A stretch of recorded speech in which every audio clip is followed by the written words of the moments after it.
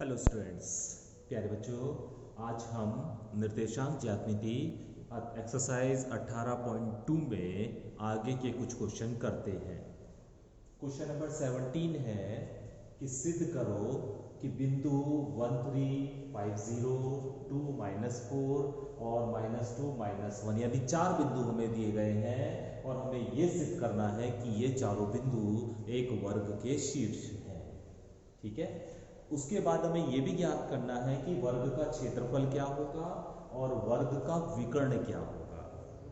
तो प्यारे बच्चों, यहां पर मैंने एक वर्ग बनाया गया है, नाम इसका मैंने रख लिया है ABCD। और हम जानते हैं कि वर्ग की सारी भुजाएं बराबर होती हैं। ठीक है। तो हमें सबसे पहले इन सभी भुजाओं को ज्ञात करना होगा जिसके निर्देशांक हमें दिए गए हैं। ए के निर्देशांक है 1 और 3, बी के निर्देशांक है 5 और 0, सी के निर्देशांक है 2 और -4 और डी के निर्देशांक है -2 और -1।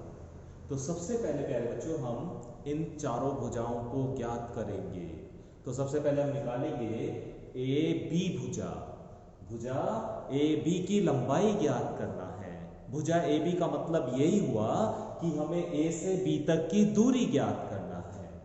तो सबसे पहले हमने निकाला ए बी, और ए बी यानी फॉर्मूला जो हम लगाएंगे वो दो बिंदुओं के बीच की दूरी का फॉर्मूला ही लगाएंगे, जो होता है √x1 - x2 का whole square plus y1 - y2 का होल स्क्वायर।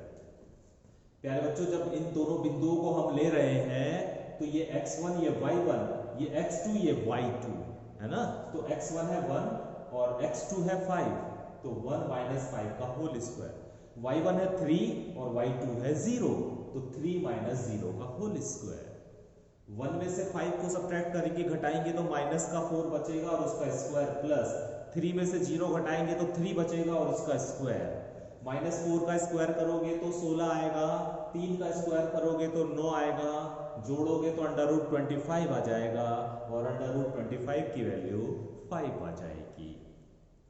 इसी तरह प्यारे बच्चों, अभी आपको B से C तक की दूरी निकालनी है, अर्थात BC भुजा ज्ञात करनी है। तो B और C भुजा ज्ञात करनी है, फॉर्मूला यही काम करेगा। अब बिंदु जो हो गए B और C हो गए हैं, अर्थात x1 y1 x2 y2 x1 y1 x2 y2, जब B और C यूज कर रहे हैं फॉर्मूले में रख दिया हमने। रखने के बाद हल करा, हल करने के बाद ये भी कितना आया, 5 आ गया। इसी तरह प्यारे बच्चों C और D निकालना है हमें। जब C और D निकालेंगे तो ये x1 ये y1 ये x2 ये y2, फॉर्मूला यही लगेगा और C और D जो हो जाएगा वो जाएगा √ इनकी वैल्यू हम रख देंगे इस फॉर्मूले में। तो रखने के बाद आपको जो इसकी वैल्यू मिल जाएगी वो फिर एक बार 5 आ जाएगी। इसी तरह D से A तक की दूरी हम निकालेंगे, और जब D से A तक की दूरी निकालेंगे फिर हमारा वो परिवर्तन आएगा कि ये x1 ये y1 x2 और ये y2। फॉर्मूला आपको पता ही है, इस फॉर्मूले में मान रखेंगे तो DA की वैल्यू आपके पास निकल कर आ जाएगी। ठीक है। जब आप AB की वैल्यू, BC की वैल्यू, CD की वैल्यू और DA की वैल्यू जो आप खुद निकालेंगे, जब निकाल लेंगे तो आप देखेंगे कि सारी भुजाएं आपकी बराबर आ रही हैं। सारी भुजाएं आपकी बराबर आ रही हैं।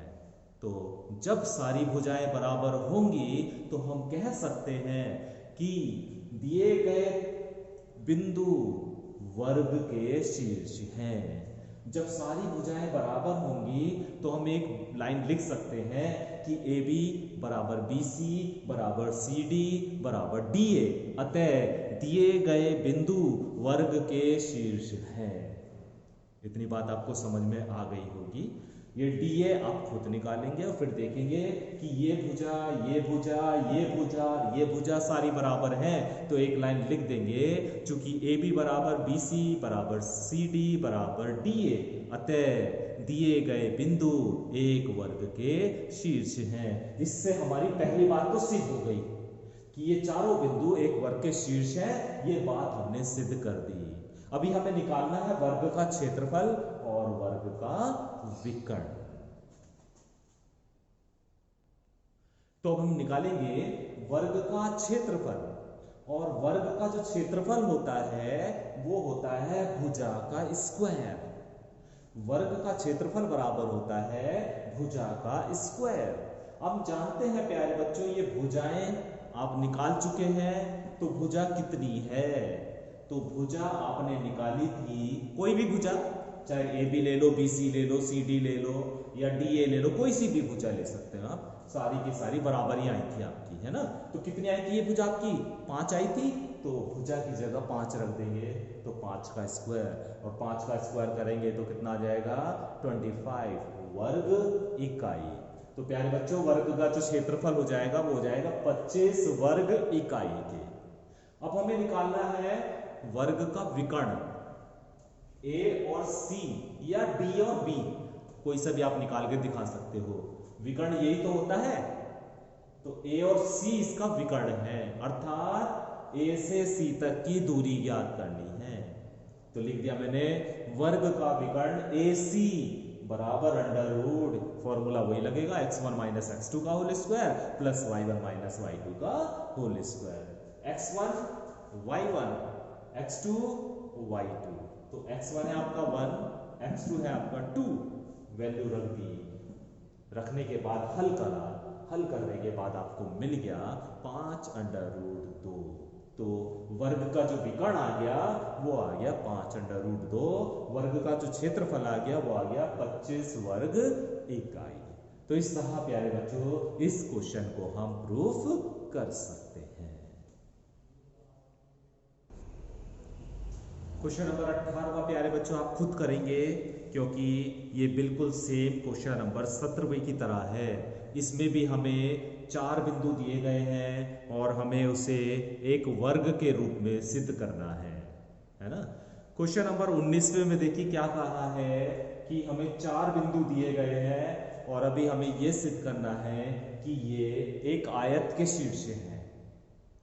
आयत की पहचान आपको पता ही है, जिसमें आमने सामने की भुजाएं बराबर होती हैं। ये एक आयत का शेप बनाया हुआ है, ए बी सी डी। ए का निर्देशांक दिए गए हैं 10 और 5, बी के निर्देशांक दिए गए हैं 5 और 10, सी के निर्देशांक दिए गए हैं -5 और 0, और डी के निर्देशांक दिए गए हैं 0 और -5। इस क्वेश्चन को प्यारे बच्चों आप खुद करेंगे, सिर्फ मैं आपको इस क्वेश्चन का हिंट दे रहा हूं कि किस तरह से आप इसे करेंगे।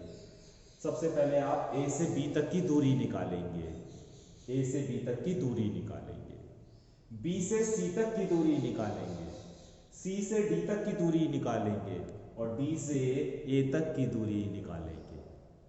उसके बाद इन चारों दूरियों को निकालने के बाद आप इसके विकर्ण भी निकालेंगे, दोनों विकर्ण ए सी विकर्ण निकालेंगे, विकर्ण ए सी ज्ञात करेंगे और विकर्ण बी और डी भी ज्ञात करेंगे, विकर्ण बी और डी भी ज्ञात करेंगे, विकर्ण बी और डी भी निकालेंगे। अब निकालने के बाद आपको क्या कंडीशन मिलेगी? ए बी जो है वो किसके बराबर आ जाएगा? सी और डी के। बी और सी किसके बराबर आ जाएगा? डी और ए के। ए बी किसके बराबर आ जाएगा? सी डी के। बी सी किसके बराबर आ जाएगा? डी ए के। और ये जो विकर्ण निकाले हैं ना आपने, ए सी और बी डी, ये भी दोनों बराबर आएंगे। विकर्ण ए सी बराबर होगा विकर्ण बी डी। तब हम कह सकते हैं कि दिए गए बिंदु, अतः दिए गए बिंदु आयत के शीर्ष है। तो मुझे उम्मीद है प्यारे बच्चों कि ये काम तो आप खुद कर सकते हैं, क्योंकि काफी क्वेश्चन में अब आपने इस काम को अच्छे से सीख लिया होगा कि दो बिंदुओं के बीच की दूरी को हम कैसे निकालते हैं।